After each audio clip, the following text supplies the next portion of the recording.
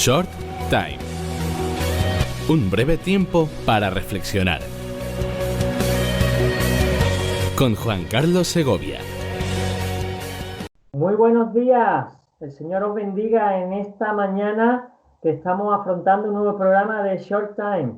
Efectivamente, un breve tiempo para reflexionar. Porque estamos, ahora no es que estemos muy estresados. Aunque os voy a decir la verdad, yo estoy confinado y estoy más estresado que nunca. Pero bueno, esto es falta de sabiduría.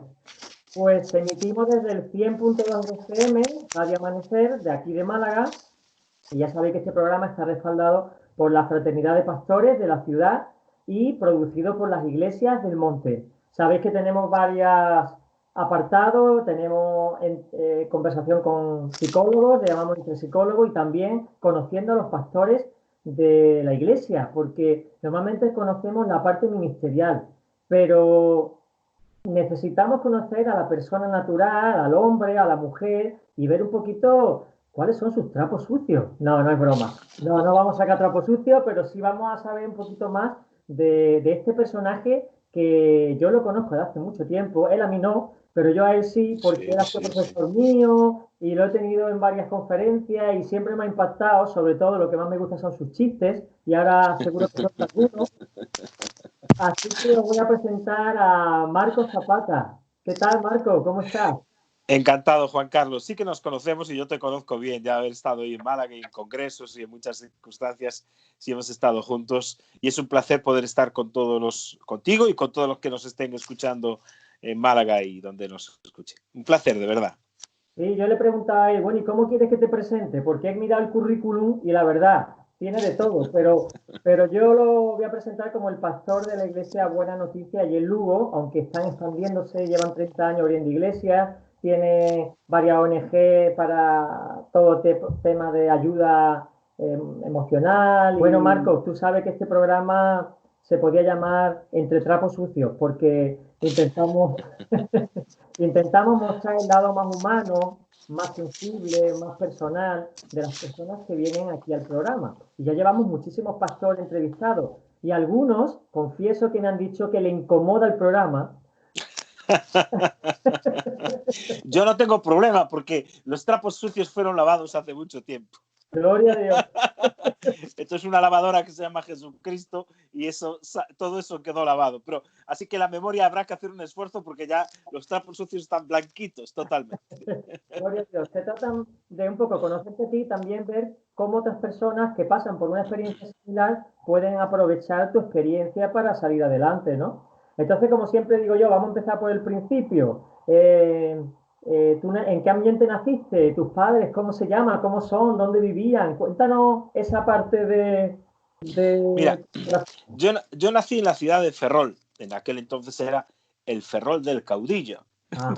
Yo recuerdo mi más tierna infancia, debía tener 5 o 6 años, que por mi calle al lado pasaba Franco todos los veranos con su coche y con su séquito. Salíamos todos los niños corriendo detrás del coche, gritando Franco, Franco. Era una cosa muy de niño, ¿no? Nací en el Ferrol y ahí me crié hasta los 18 años. Yo soy de una familia trabajadora, aunque mi papá era policía nacional. Somos 5 hermanos. Yo era el cuarto de los 5 hermanos, 4 varones, después vino la niña, así que yo era nadie en casa, como te puedes imaginar. Ni pinchaba ni cortaba, era el recadero de todos y el niño pequeño que lo único que servía era para cambiar el canal de la televisión, que entonces no había mando a distancia, como recordarás. Y me crié en un ambiente muy bonito, una infancia tremenda, porque al ser mi papá policía, vivíamos en las viviendas de la Policía Nacional. Y entonces éramos un montón de niños, y teníamos varias generaciones de niños, y jugábamos en la calle, jugábamos al fútbol, Bueno, hemos pasado Tuve una infancia muy feliz, muy bonita, muy bonita. ¿Tu madre Después, qué tal madre es? ¿Tu madre? mi madre, perdona, ¿qué? Sí, tu madre, ¿qué tal madre? ¿Es de las que besa, de las que aprieta? Ya tanto mi papá como mi mamá ya partieron con el Señor, se entregaron, pero mi mamá era extraordinaria, era la típica gallina que tenía sus polluelos debajo de las alas siempre, ¿no? Y como todas las madres, yo creo, españolas, gallegas, por supuesto, ese factor de unidad y que traía ese matriarcado, no de autoridad, sino de cuidado emocional. Eso era muy importante por parte, ese cuidado emocional lo daba mi mamá y la familia de mi mamá, porque después mi mamá había nacido en un pueblo del sur de Lugo, Chantada se llama, y entonces una zona vinícola, una zona preciosísima, donde se producía y se produce muchísimo vino, de lo que se llama Ribeira Sacra. Fíjate que toda esa Ribeira, se llama Ribeira Sacra, que es la Ribera Sagrada, porque se consideraba sagrado y porque es la parte de toda Europa donde más monasterios románicos e iglesias románicas existen. Había tanta producción de vino que incluso hay escritos en los monasterios donde cada monje tenía que beber al día como mínimo 2 litros de vino para poder sacar la producción y que no se les estropeara. Imagínate cómo tenían que ser los monasterios. Esa tiene que ser fantástica. Entonces yo soy de una zona, mi familia viene de ahí, mi papá de Lugo y mi madre del sur de Lugo, aunque yo me crié en Ferrol. Pero esas raíces, lo que llamamos aquí en Galicia la aldea, de donde pertenecíamos, donde íbamos muchas veces en verano a pasar alguna temporada, pertenecen al sur de Lugo. Entonces me crié muy feliz, un niño sin problemas, más allá de los problemas de cualquier niño. Sí, un niño con ciertamente enfermizo, porque siempre padecí de cólicos de riñón, no se supo hasta los 13 años, pero padecí desde bebé constantemente. Fabricaba piedras con muchísima facilidad hasta que se detectan bien a los 13 años y me operan y supero eso. Yo siempre estaba enfermo, siempre estaba con cólicos muy continuos, pero bueno, quitando eso, pues viví una infancia muy bonita y a los 18 años ya me fui a estudiar a la universidad a la ciudad de Lugo, donde todavía me estoy y me quedé. No es tu residencia, pero, ya hemos ido a los 18 años. Vamos, todavía queda, porque en tu casa entonces ya me has dicho que tenía un ambiente de mucha unidad, tu madre era, digamos, el vínculo, el enlace, ¿no? Tu padre estaría trabajando, me imagino. Claro, porque mi padre también, al ser policía, era destinado cada vez que hace el día con frecuencia al País Vasco, en la época peor incluso del terrorismo, ¿no? Le pusieron bombas por las que se salvó ¿Sí? por los pelos, como se suele decir, sí. Él era jefe de los Z en San Sebastián. Bueno, entonces mi papá sabiamente nunca nos trasladó con él a vivir a ningún lugar, sino que él se iba, estaba 1 año, estaba 2 años fuera y volvía. Bueno, volvía pues cada 3 o 4 meses volvía de permiso, ¿no? Pero me refiero que nunca nos llevó. Entonces siempre nuestra base estaba ahí en Ferrol. Claro. Entonces sí teníamos, mi mamá era ese factor aglutinante, también por la ausencia de mi papá en periodos largos, ¿no? ¿Y en el colegio qué tal? ¿Eras buen estudiante? Siempre fui buen estudiante, siempre, y aún soy. No he dejado de estudiar. No he dejado de estudiar. Siempre fui un niño. No soy el típico chapón, nunca fui esos chapones que estudiaban. Un empollón, ¿no? Empollón. No, un empollón, no, nada de eso. Un empollón no. Sí, al revés. Siempre a veces pecaba de dejar las cosas para última hora, incluso en la universidad, ¿no? Pero siempre las sacaba para adelante. Nunca tuve problemas de estudio. Siempre me gustó mucho más la física, la matemática. Siempre fui por la línea más científica. Y fue siempre mi desarrollo universitario también. Después tiene que ver más con lo técnico, con las físicas y las matemáticas. Sí. Pues yo para mí que tú ibas a hacer de letras, fíjate. No. Ahora sí, ahora soy más de letras. Ahora desde hace unos años sí, soy más de letras, derivé más por las letras, pero ya en la formación posterior, ¿no? Estudié en un colegio que se llama el Ibáñez Martín. Era un colegio que estaba muy cerquita de casa y ahí hicimos grandes amigos. De hecho, yo no fui, no lo sé bien, pero creo que estuve muy enfermito de niño. Yo no fui a la etapa esa que se llamaba de preescolar, infantil. Esa etapa no la viví. Yo entré directamente en primero. En primero de EGB, exactamente, era EGB entonces. Claro. Empezaba el EGB. Pues primero EGB entré y ahí me inserté. Me inserté ya directamente en primero. No recuerdo si sabía leer o si no sabía leer. Yo no recuerdo nada de eso. Sí recuerdo el primer día de clase perfectamente. Eso lo recuerdo porque llegó mi mamá, me dejó allí, el director me tomó, me sentó en una mesa en el aula y el niño que estaba a mi lado, Humberto se llamaba, me dice, el profesor es mi papá, me dice. Era una mentira terrible, pero él quería como ganar estatus delante de mí, ¿no? Sí, fue una etapa muy bonita la de la escuela, la del colegio. ¿Y qué deporte hacía? ¿Te gustaba algún deporte, el fútbol? Sí, hacía balón. Bueno, el fútbol lo jugábamos todos porque era parte de nuestra identidad. El fútbol en la calle con los amigos de la calle. Te cuenta que nosotros en la calle éramos una pandilla de unos 40 y pico niños o 50. Claro, cuando Entonces se éramos... calle, Claro, es que éramos muchísimos niños. Fue el baby boom, ¿no? Sí. Entonces, date cuenta que yo nazco a finales casi en el 63, a finales del 62, a final de diciembre. Entonces, me encuentro con 7, 8 años, 10 años a principios de los 70. Entonces, ahí es el boom de una gran cantidad de niños que hay a principios de los 70, ¿no? Yo llegué en el Entonces, 66, llegué un poquito después. Pero en el 66, sí. Yo el 29 de diciembre del 62, casi en el 63, pero bueno, ahí. Entonces, claro, vivimos esa etapa donde había muchos niños y pasábamos horas en la calle, socializábamos ahí, no había peligros, no había problemas, no había... y a veces una mamá salía a decir, a cenar o vuelve a merendar, tal, nos recogíamos, no pasábamos el tiempo viendo la tele, ni todas estas cosas que hay ahora. Entonces sí jugaba mucho fútbol. En la escuela practiqué el balonmano, era el deporte que yo practiqué en la escuela y en el instituto, sobre todo ya en la época del instituto, y me encantaba jugar al balonmano y estábamos en las ligas. Y al ajedrez, de hecho llegué en la escuela, hice el campeonato de ajedrez, llegué al nivel gallego y en una final terrible con un estudiante de Santiago, estábamos allí en una final terrible, pues le gané, ¿no? Y fui campeón de Galicia de ajedrez escolar de mi etapa. Bueno, fue una etapa sí, muy bonita. Practicaba también, me gustaba mucho ya en el instituto el frontón, la pelota vasca, digamos, ¿no? Con la mano. Eso era muy típico, jugábamos muchísimo al frontón, muchísimo. Ya. Y lo pasábamos realmente bien. En tu casa el ambiente religioso sería católico, imagino, ¿no? Sí y no. Era católico, pero en mi familia nunca fue religiosa en el sentido de ir a misa todos los domingos, no. Se iba a misa en Semana Santa, el Domingo de Ramos, que era cuando estrenábamos ropa. Entonces yo recuerdo que el Domingo de Ramos empezaba como la primavera, la temporada, entonces ahí se estrenaba un pantalón, un jersey, se iba con los ramos, y se iba a misa en esas ocasiones, pero no era una familia religiosa en el sentido de beata. Mi mamá siempre fue una mujer muy creyente, muy creyente. De hecho, ella siempre me contó que cuando yo nací, ella dice que ella entiende por qué yo después entregué mi vida a Jesucristo y me convertí. Ella nunca se opuso, ella siempre me pidió prudencia en la forma, qué es lo que estás haciendo, medítalo bien, no, vete paso a paso, vete tranquilo hasta conocer bien lo que estás haciendo.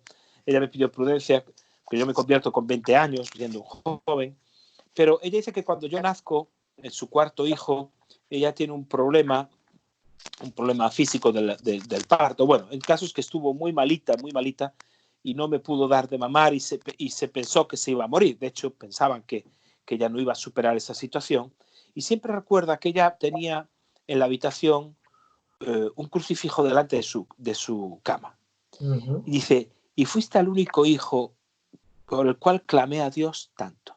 Yo clamé a Dios y dije, Dios mío, te entrego a mi hijo y te pido que tú lo cuides. Interesante. Porque al hijo que lo entrega, igual que Samuel fue entregado, ese hijo es el que está sirviendo a Dios, ¿no?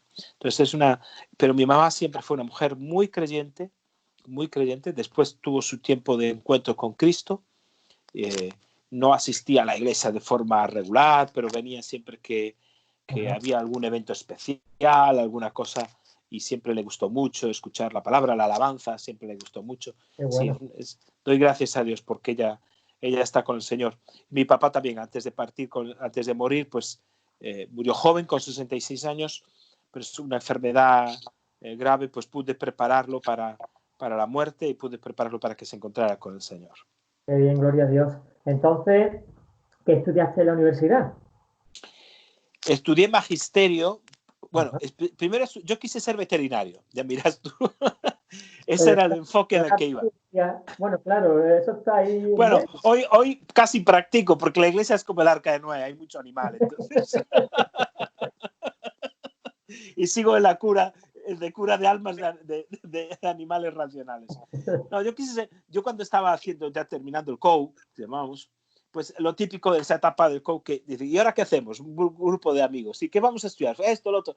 Entonces yo, afectado por... me encantaban los programas de Félix Rodríguez de la Fuente. Fíjate, siempre me apasionaban El hombre y la tierra y todos los programas que él tenía. No es que yo no vengo de la cultura agrícola, ni vengo de la cultura de trabajar con animales, ni nada de eso, en absoluto. Pero aquel programa me afectó tanto que lo más cercano que yo tenía a algo así era ser veterinario. Entonces le dije a todos mis compañeros, ¿qué tal si hacemos veterinaria? Entonces se entusiasmaron. Entonces no había aquí en Galicia veterinaria, había que estudiar en la Universidad de León. Y ahí dijimos, venga, vamos todos a hacer veterinaria. Y entonces pedimos el traslado de matrícula. Había que hacer un traslado de matrícula a la Universidad de León. Y a todos los fueron aceptando y el que faltaba por aceptarse era yo, el ideólogo. No tenía ese traslado de matrícula de 4 o 5 que íbamos a estar, que hoy son todos veterinarios. Y entonces el ideólogo era yo y no me llegaban. Entonces 4 días antes de que se acabe el plazo de matrícula, empiezo a llamar, a investigar. En León no sabía nada de mi traslado. El caso es que mi instituto, por una cuestión puramente administrativa, se traspapeló mi petición y nunca llegó a León. Entonces me dicen, ya es tarde para matricularte, matricúlate en cualquier otra cosa. Entonces yo, deprisa y corriendo, apenas cuando supe de la situación, me quedaban 2 días, y en 2 días tuve que decir que iba a estudiar y decidí hacer biológicas. Entonces me dije, bueno, hago primero biológicas y así pues hago el traslado después de expediente a veterinaria, que era muy sencillo. Y así hice primero biológicas, pero haciendo primero biológicas aquí en Lugo, precisamente, haciendo primero biológicas porque había un campus, y hay un campus de la Universidad de Santiago en Lugo, entonces un campus gigantesco. Entonces haciendo primero biológicas me doy cuenta que eso no es lo mío. Me gusta la ciencia, siempre me gustó, estudié primero biológicas, pero digo yo, ¿pero yo qué hago siendo veterinario? ¿Yo qué hago? Y Dios mío. Y ahí, gracias a Dios, es verdad, reflexioné con sabiduría y me di cuenta que la otra pasión que yo tenía eran los niños. Entonces era la otra pasión. Y entonces hice el examen de acceso para magisterio, lo aprobé y ya hice magisterio. Y bueno, fue un acierto porque me encantó. Es como encontré el guante que encajaba perfectamente conmigo, ¿no? Y me encantó estudiar magisterio en la formación que hice. Después seguí estudiando estudios posgrado, pero ya fue a posteriori. Pero esa fue la formación universitaria que tuve. Y durante los estudios de magisterio, el primer año, yo me convierto y conozco al Señor. ¿Ahí fue la universidad? Fue al terminar el primer curso. Yo acababa de terminar el primer curso y en el verano, dando un paseo por la ciudad de Ferrol, en la ciudad que yo vivía, veo carteles por toda la ciudad que decían buenas noticias, buenas noticias, buenas noticias, un rombo verde precioso. No se sabía lo que era eso de buenas noticias. Nadie sabía lo que significaba eso. Pero unos días después, las buenas noticias era una campaña evangelística que se estaba haciendo en la ciudad y un grupo de unas 100, 120 personas de toda España, del movimiento que ahí nació, el movimiento de Iglesias Buenas Noticias, ahí mismo, y surge el nombre de esa campaña. Entonces, y me convierto. El primer día de la campaña escucho el Evangelio que me atravesó. Estaba predicando el que después fue un mentor mío, Pablo Royce, el doctor Pablo Royce, muy conocido. Bueno, entonces él predica, yo escucho el Evangelio y hago la oración. Entonces dice, bueno, el que quiera, queremos hablar contigo, levanta tu mano. Y dije, estos me quieren captar, así que no levante la mano. En la plaza de Armas, que es la plaza donde está el ayuntamiento, la plaza mayor del ayuntamiento. Pero, perdón, al día siguiente ya mis pies no podían más y corrieron a la misma plaza a la misma hora. Volví a escuchar predicar a otro pastor, que en aquel entonces era Julio Pérez, que lleva Betania.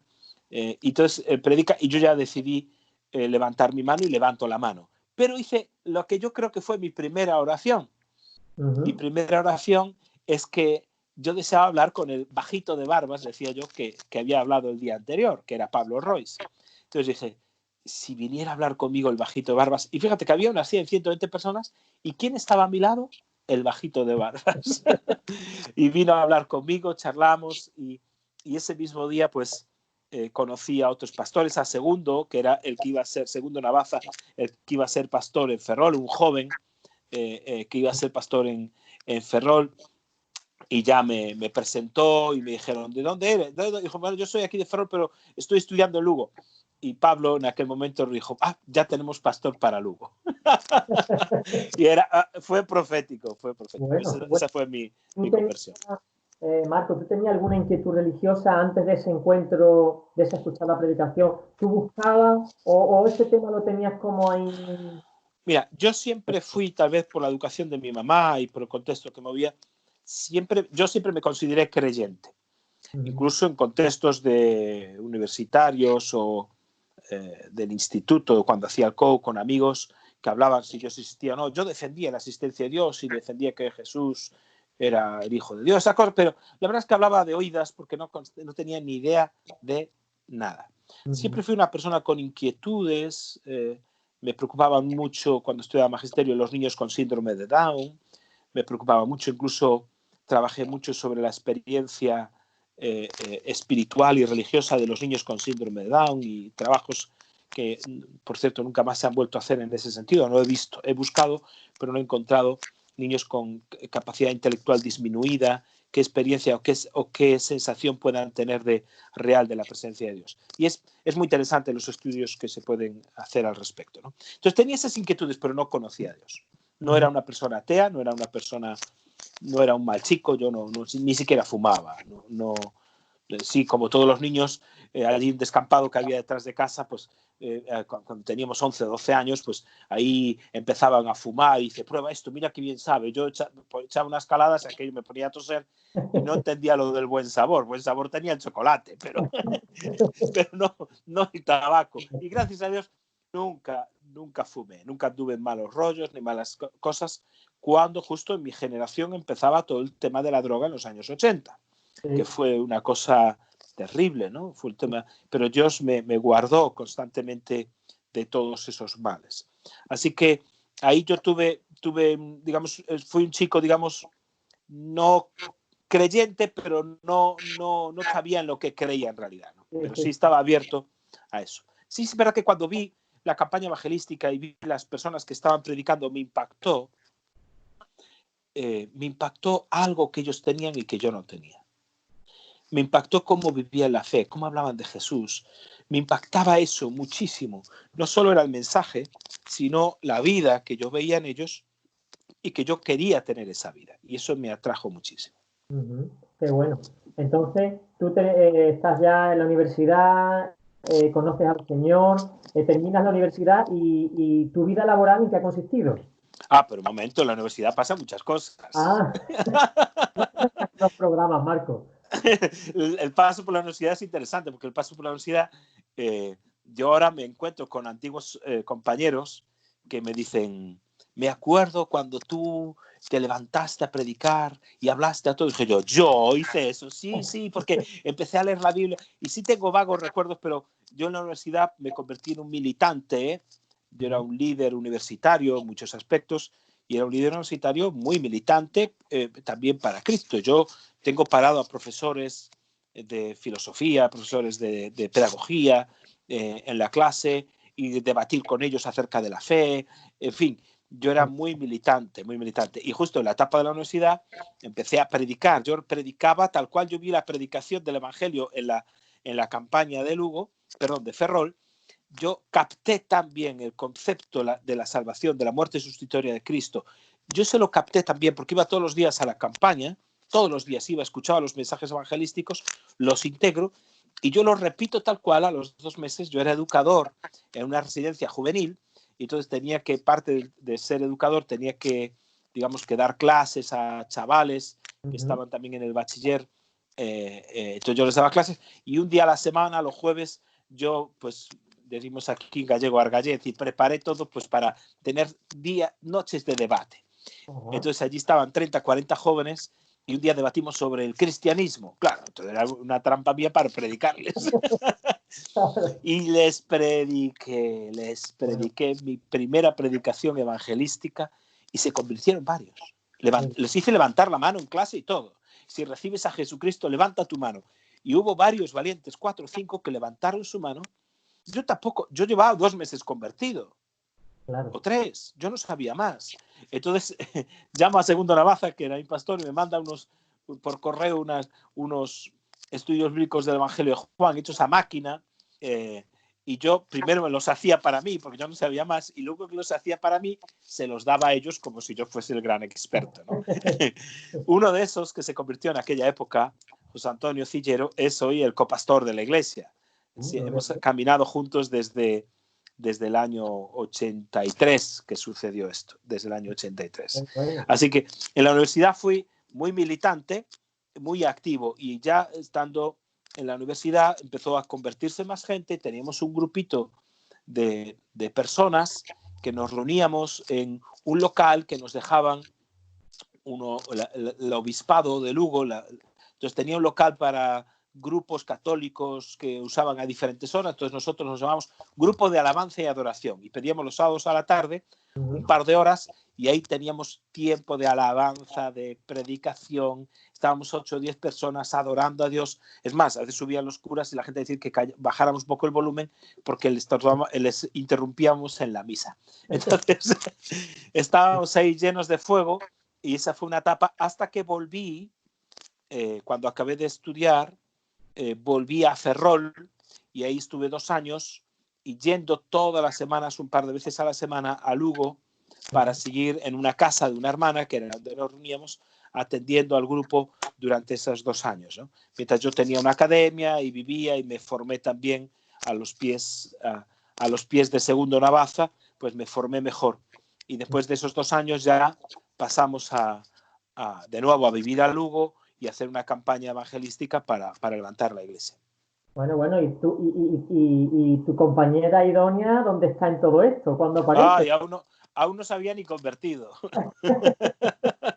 Eso vino después. En el año 89, después de que estuvimos así unos años reuniéndonos en casa, creyendo, convirtiéndose gente a través del testimonio personal, llegó un punto donde queríamos hacer una campaña. Hicimos una campaña en el año 89 de impacto en la ciudad, por las plazas, por los parques. Fue muy bonita, una campaña de mucho impacto, que hubo mucho fruto.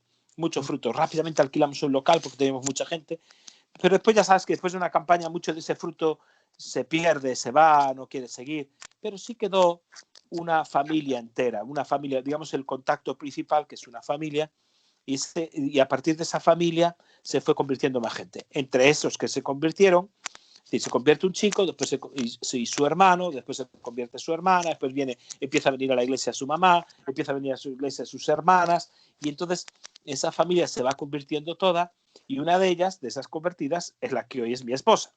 Ya, claro, yo como pastor, pues dije, esta oveja para mí. Entonces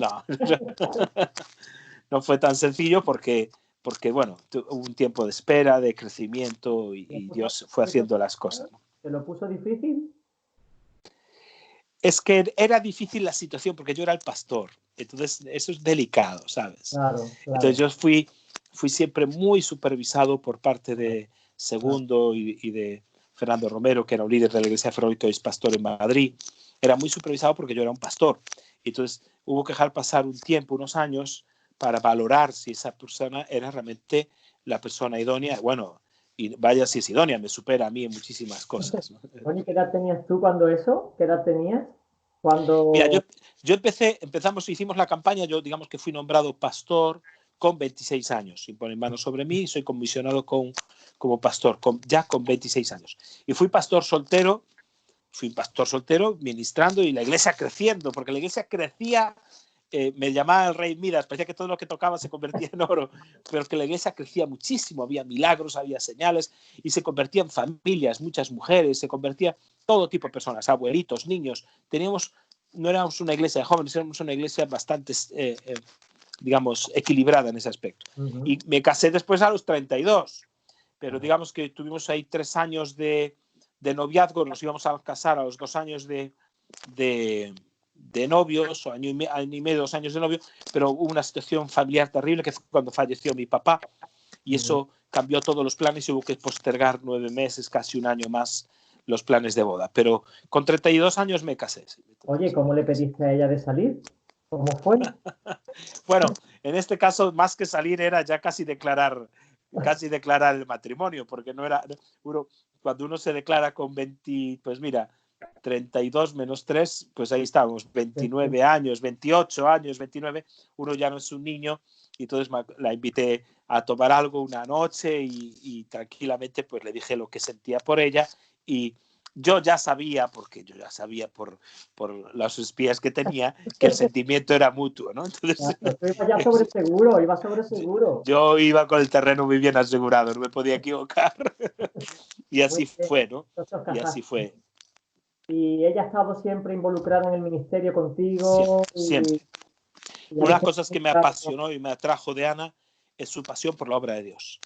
Ujú, Siempre. Es decir, yo me enamoro no de la mujer, casi lo que me atrapa es la pasión que ella tenía por los perdidos, por el servicio, independientemente de mí, ¿no? No era una cosa, su servicio, es decir, eso es lo que me atrae, ¿no? De ujú. ella. Yo no podía permitirme el lujo, bueno, ni nadie, de casarse con una persona que no comparta tu llamamiento por el ministerio, ¿no? Ujú. Si queréis puedo quitar el micro, perdón, y a lo mejor se escucha bien. Sí, se escucha bien. Bueno, ahora mismo se ha salido Marco Zapata, pero bueno, recordad que estamos en Short Time, un breve tiempo para ¿Me reflexionar. escucháis? Ahora sí, aprovechando este parón para recordar que estamos en el 100.2 FM, en Radio Perdonad. en el programa Short Time, un breve tiempo para reflexionar. Y esperamos que te esté gustando este testimonio de Marco Zapata. Es un hombre no solamente muy capacitado, sino muy gracioso, con un trato personal muy amable y siempre es divertido hablar con él. Así que yo creo que estamos disfrutando, Marcos, con tu biografía y, y con tu testimonio y tu experiencia. La verdad es que Gracias. muchos seguro que están diciendo, anda, mira, no sabía eso de Marco, porque conocía el lado especial, pero no el lado personal. ¿Sabes qué? Pero mira, yo me convertí, cuando yo me convierto, hay una cosa que lo tenía claro. Me acuerdo que una vez que nos hicieron una pregunta y éramos un montón de jóvenes también que nos habíamos convertido en la campaña y nos hicieron una pregunta y nos dijeron, ¿qué te gustaría ser espiritualmente? Y yo lo tuve claro, dije, yo quiero ser pastor. Porque Ujú, para mí en aquel momento ser pastor era lo máximo que uno podía ser en el sentido, no en el sentido social, sino en el sentido espiritual, de estar ujú, cerca de Dios y de servir a Dios. Hoy ajá, entiendo que no es así. Hoy hay muchas maneras de servir a Dios. Uno puede ser un gran empresario, o puede ser un pequeño empresario, o puede ser cualquier profesión y estar absolutamente involucrado. Pero aquel otro dice, yo quiero ser pastor, ¿no? Entonces esa pasión la tuve siempre bien dentro de mi corazón y eso es importante para después encaminarse en lo que uno va a estudiar, lo que uno se va a desarrollar, ¿no? claro. Oye, ¿y en tu matrimonio vinieron los hijos pronto o tardaste mucho en esperar? Vino la primera hija, nuestra hija falleció, nuestra primera niña. Vaya. Entonces, nosotros ya pasamos por la triste experiencia de ver fallecer a una hija. Entonces, vino al año y medio más o menos de casado, vino al año y medio. Después tuvimos un parón de 2 años hasta que nació nuestro segundo hijo. Ajá. Y después a los 3 años y medio nuestro tercer hijo. Pero nuestra primera niña, anhelada y deseada, pues falleció. Falleció. Es una historia un poquito larga de Sí. contar, pero también pasamos por esa situación dura y difícil, ¿no? Nunca sabe uno la vida, lo que le espera a la vuelta de la esquina, ¿no? Mm, Pero también es cierto que junto con la dramática situación podemos contar la historia de cómo Dios nos acompañó y Dios nos preparó para todo lo que estaba sucediendo, ¿no? Y cómo Dios usó eso también para la consolación de muchas otras personas, porque no sabíamos cuánta gente había sufrido la pérdida de sus hijos hasta que nosotros pasamos el nuestro. Y de repente muchos compañeros, amigos, vecinos, gente que ni sabíamos te contaban cómo habían perdido un bebé, cómo otros no tuvieron el bebé nacido, como en nuestro caso, pero que tuvieron abortos espontáneos a lo largo de su vida. Es decir, ese tipo de cosas te acerca a las personas, te puedes identificar con su dolor y puedes traer una palabra de consuelo y de aliento ujú, desde una posición totalmente distinta, ¿no? ya. Después vino el regalo de Fernando, que es un chico extraordinario, que cumple la semana que viene 21 años y que está estudiando producción musical. Yo decía, pero Fernando, hazte psicólogo o hazte otra cosa. Nada, pero ya sabes, tiene una vena artística tremenda. Ya tiene sus discos puestos en Spotify y gana algún dinerito con eso. Y pues tenemos a Simón Pablo, que es también otro regalo de Dios, que está haciendo ahora segundo bachiller y que está conflictuado con todo esto del confinamiento, cómo va a ser la selectividad y cómo, en fin, todas estas cosas que... Y los dos aman al Señor, sirven al Señor, están bien firmes en las cosas del Señor, ¿no? Decidieron ellos solitos bautizarse, porque nosotros no forzamos nada esa situación. Lo que decidieron ellos, y están siendo discipulados y discipulan y sirven en la iglesia. Bueno, no puedo dar más que gracias a Dios, de verdad. Bueno, tenemos poco más de 5 minutos, y me gustaría que hiciera un breve resumen de el ministerio que ahora lleva, los palos que estás tocando. Sé que estabas con el centro de menores de Vigo o algo así, escuché cuando yo estaba en INFA, cuando yo estaba estudiando todo esto, sé las cosas que hubo, pero no sé, brevemente, un resumen de qué ha sido vuestro ministerio, un poquito breve para concluir, bueno, que hemos terminado de conocer. No, pero un poquito. Yo no soy tan breve, simplemente que a finales, a mediados de los 90, pues con Pablo Royce empecé a estudiar, o finales de los 90 empecé a estudiar terapia familiar a través del INFA, de Irene. Entonces me hago asesor familiar. Teníamos que viajar desde Lugo a Pontevedra, que son 200 kilómetros, pues todas las semanas. Recibíamos clases, fue una formación excelente. Y al acabar, perdón, que se me cayó el móvil, disculpad, hermanos. Al acabar, empecé a estudiar en la universidad un posgrado en terapia familiar. Entonces me hago, terapia familiar sistémica y, bueno, me formo en ese sentido. Y un día, por teléfono, bueno, en esto, nuestros hermanos, nuestra iglesia madre en Ferrol tenía una obra social muy potente, con comedores sociales, con muchas cosas sociales, y nosotros queríamos de alguna manera, los hermanos querían como imitar lo que nuestra iglesia madre hacía. Entonces yo, reuniendo a los hermanos, dije, no, tenemos que orar para que Dios nos dé algo diferente, algo que sea nuestro, algo, no se trata de hacer por hacer. Y entonces fue muy interesante porque oramos. Y como a los 2 meses tuve una llamada telefónica por parte de unos hermanos que estaban visitando a la consejera de familia del gobierno de Galicia, y esta consejera de familia pues les dice que necesitan abrir un centro de día para menores en Lugo y no hay quien lo quiera hacer. Entonces le dijeron, pues nosotros tenemos la persona. Pues a ver, entonces me llama por teléfono. Dice, mira, Marcos, estamos aquí con la consejera de familia y que hay que abrir un centro de menores y dijimos que tú puedes hacerlo. Dije, ¿un centro de menores? ¿Pero eso qué es?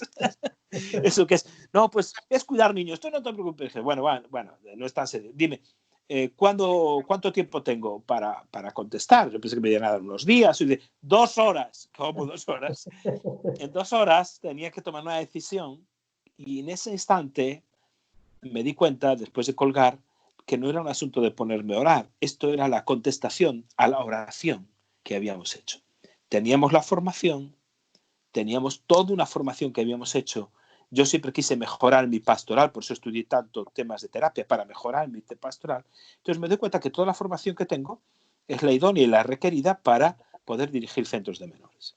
Entonces doy el ok y entramos en un mundo que fue tremendo. En nuestra propia casa empezamos acogiendo a 15 niños, teníamos una casa muy grande, no entendíamos por qué teníamos una casa tan grande, cuando apenas teníamos un hijo bebé en aquel momento, y empezamos con 15 niños y después el trabajo que hicimos con esos... ¿En tu casa? ¿Los tenías en tu propia casa?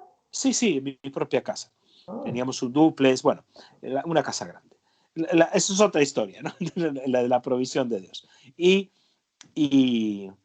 el trabajo que hicimos, aunque tanto mi mujer como yo, ella también estudió, en el sentido, ella también hizo magisterio, pues también terapia, pues o se formó en áreas de consejería familiar. El trabajo que hicimos fue tan exitoso, tan bueno con esos niños, que nos llegaron 15 niños, que inmediatamente nos pidieron que nos hiciéramos cargo de otros proyectos de trabajo con menores, ¿no? Entonces empezamos también a desarrollar la ley penal del menor, la ley que se puso la 5/2000 de la ley penal del menor de justicia juvenil, que se le suele llamar en ese sentido.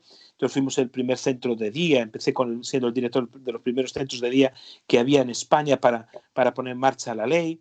Entonces ahí empezamos a trabajar con jóvenes que habían cometido delitos desde los 14 hasta los 18 años. Seguíamos con un centro de día para menores en situación de riesgo social. Después abrimos otra casa en Ferrol con Segundo y con Lola, los pastores de Ferrol, que empezaron con otra casa allí, después en Pontevedra. Bueno, la obra empezó a crecer en Santiago, en Lugo. La obra empezó a crecer porque el trabajo que hacíamos nosotros iba más allá de lo que hacían otras entidades. Otras entidades hacían un trabajo, pero nosotros hacíamos un trabajo realmente pastoral, Claro. profesional, porque somos profesionales y había que hacer el papeleo sin gente y de mucho nivel, pero siendo profesionales hacíamos en realidad una inversión, una entrega pastoral a esa situación. Entonces la obra empezó a crecer mucho al punto que se ha profesionalizado. Digamos que tenemos una ONG, una fundación, que es la Fundación Dignidade, que es una fundación educativa y social, donde trabajamos profesionalizados en ese sentido. Hemos abierto también una empresa de inserción laboral para poder dar empleo a las personas que están en riesgo social. Y al mismo tiempo desligamos eso, dejamos que eso vuele solo, y al mismo tiempo tenemos otra entidad que se llama Aviva, que es la que hace la obra social más perentoria que hay en la ciudad, ¿no? Entonces estamos hoy mismo estamos repartiendo 72.000 kilos de comida a unas 900 familias en esta situación de riesgo de confinamiento. Quincenalmente damos 3.000 kilos de comida a familias, comida perecedera, y la no perecedera son estos 72.000 kilos, ¿no? Conseguimos a través de empresas, a través de entidades, de recursos, fondos europeos. La historia es muy larga. Después también tuvimos casas de acogida para hombres que están en situación de exclusión social, tiendas solidarias, donde la ropa que se nos dona se vende y con eso podemos también cubrir otro tipo de necesidades. En fin, no hemos parado porque es parte de nuestra fe. Se muestra también por lo que hacemos. La gente, mira, honestamente, Juan Carlos, a la gente le da lo mismo lo que creas. Le da lo mismo. Puedes creer que los ovnis van a venir a rescatarte. Si la gente ve que tú haces obra social, que ayudas a los necesitados, a los desamparados, que echas una mano, te respetan. Por eso a veces confundimos, y una vez que te respetan, podrán escuchar la proclamación. Entonces la obra social tiene que ir, ahora justo el año pasado hicimos 30 años de historia de nuestra iglesia, desde el 89 hasta el 2019, y el lema de esos 30 años fueron 30 años proclamando las buenas noticias. Nuestra iglesia se llama así, Buenas Noticias, 30 años sirviendo a la comunidad. Esos dos brazos son los dos brazos que siempre nos ha identificado, no solo a nosotros, sino a la iglesia madre en la que nacimos, la iglesia de Ferrol, y a casi todas las iglesias de Buenas Noticias en España. Interesante todo lo que nos estás contando, Marcos, y bueno, tengo que decirte que se ha acabado el tiempo y que ya no hay más, pero la verdad es que yo he disfrutado mucho con esta conversación. Creo que tú te has sentido también entre amigos, ¿no? Sí, y si quieres cualquier otro día terminamos, ¿eh? No tengo problema de terminar otro día con una segunda parte si quieres, encantado. Trabajamos el tema que tú quieras y te conocemos más personalmente. Muchas gracias por abrir tu corazón, contarnos tu experiencia, porque siempre es un regalo el que alguien pueda abrir las puertas de su casa y revelarla al mundo. Gracias, Marcos. Gracias por estar aquí y por acompañarnos. Espero a todos los oyentes que os haya gustado esta charla con nuestro hermano y amigo Marcos Zapata, que está muy solicitado y es muy difícil encontrarlo. Esto creemos que ha sido un milagro del Señor. No te puedes imaginar, de verdad.